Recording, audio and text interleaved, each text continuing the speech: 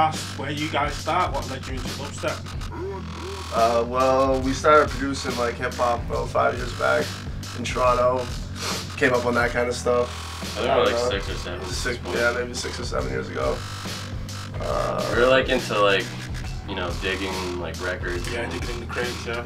You know, started with like looking through our parents' records collection, stuff like that. Just and. Did that influence you like into that sort of mainstream, like well, not mainstream, but into that sort of genre, like hip hop itself? Well, like we pretty much, I think, we make a lot of like what we like at the time, you know. And back then, pretty much only listened to hip hop and like old music, but we would just make that into hip hop. So. Yeah, hence why it's started in tracks like that as well. That's yeah, so we take that mentality to like dubstep and shit now.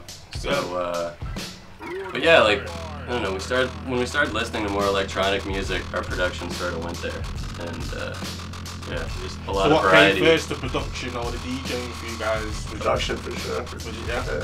So let's talk a bit about the equipment that you were using back then, and you know, it might have changed now, but what was your main piece of equipment that you used back then you picked yourself while with the keyboard? We used like, you know, like MIDI keyboards and like software.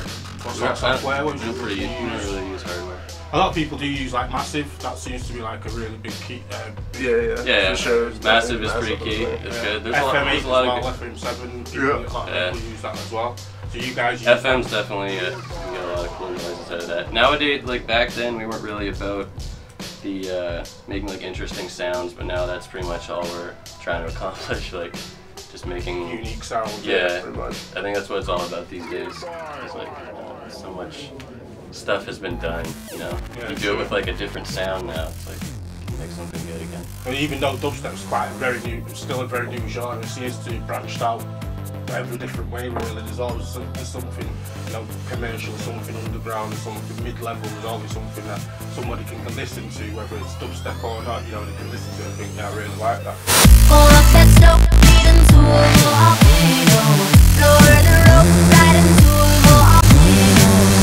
So let's talk a bit about like the actual influences behind your rhythms. Like I said before, I've been listening to quite a few of your songs, and they seem to be very eclectic. It's not really like a benchmark for you or a pigeonhole, let's say. Yeah. You can say that instead it's definitely that way. So very eclectic. So many influences, you know. Like, yeah, I mean, when we started making electronic music, like the first tracks I made were more like electro, house kind of stuff like that, and then we got into dubstep. But it all comes from like the hip hop and the old soul and like what we used to listen to back then, I guess, right?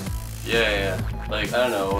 I think drum and bass. I got into that first. Right. And that yeah, definitely drum and bass. But that had like a big influence on our stuff, like, and yeah, electro too. It's just like everything nowadays is just like mashing different genres together, I think, and probably gonna happen to dubstep too. Just get fused with some other genre and make a new one, and I don't know. Well, it seems to be a lot more open because you guys must know yourself when dubstep first came out. There's very few people who've been talking about it, never mind heard it. And now it seems to be, you know, you can see it on adverts these days, you see it everywhere. It seems to be a lot more commercialised now than what it was like 5 years ago. Pretty much happens to everything that's cool. Sure, like, yeah. It just becomes, you know, get marketed and turned into pop culture. Yeah.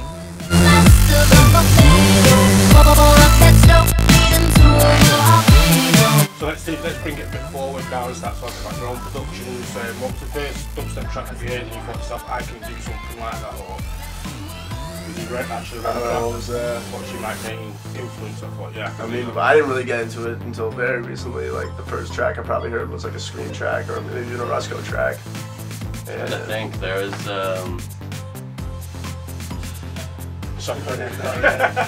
I can't even think of what the first one was that really like inspired me to do dubstep. Because I heard it like first a while ago. Somebody showed it to me. I think it might have even been like a Stenchman track. Right. And like, I was like, that's interesting. But like, I didn't really think anything of like it as a genre for a while until I don't even know who it was. It might have even been like an Evil Intent track or something that I was really liking.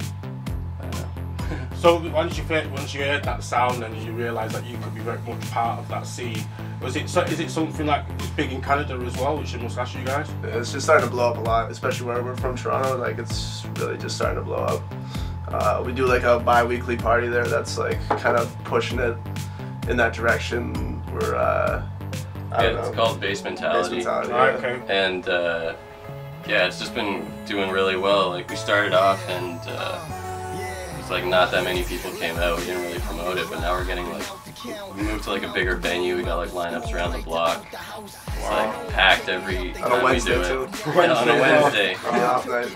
Yeah, we got like 16-bit and coming in next month. Yeah, like I don't know, Toronto. It seems to be like in Canada and the US as well. Like they've really opened up to dubstep. Yeah, definitely. I've mentioned it before, but it's actually because it's like a more of a West Coast feel. You know, the sparsity of the beats. Like so much wobbly bass lines. It's kind of like Dirty South in a way. Yeah, yeah. It's like it's the same sort of speed, but I don't really know. I think it's just like the bass. Like I think it's just like sort of a visceral reaction. You know, it's so like loud in that spectrum. You know, yeah, you can also sort of you can usually find like if someone doesn't like one track in dubstep, you can usually find a track that they will like. Yeah, because it's so varied. You know, like you were saying. Before, yeah, but dubstep now it's very commercial. You got tunes there like LaRue, for the Count, things like tunes like that people will say, oh yeah, when I heard that tune that brought me into another side. Exactly. Unless it's female vocals. Anything with female vocals, you're gonna get like good response. You know? You want to make it underground? Just no vocals. Oh fuck.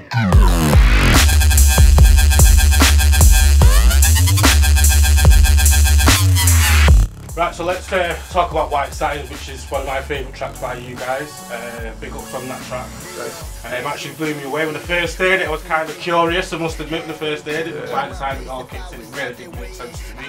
And what made you remix that particular Moody Blues track? I don't know, that's totally like a throwback to what we were doing before, I guess, with the whole like digging in the crates thing. I think it was actually a sample we might have tried to flip in the hip hop stuff before, like a long time ago, and then just came back to it, doing it dubstep. And yeah, I don't know, it wasn't necessarily something I thought like could work right off the bat, but we made it work. Like I don't know. Sort of like a giveaway, you know. We're like making these tracks sort of to get our name out there. So like when we come out with like an album, you know, people I suppose it shows listening. you diversity as well. I mean, people do listen to other tracks as well, produced by you guys, and you hear something like that, especially like from the UK point of view as well.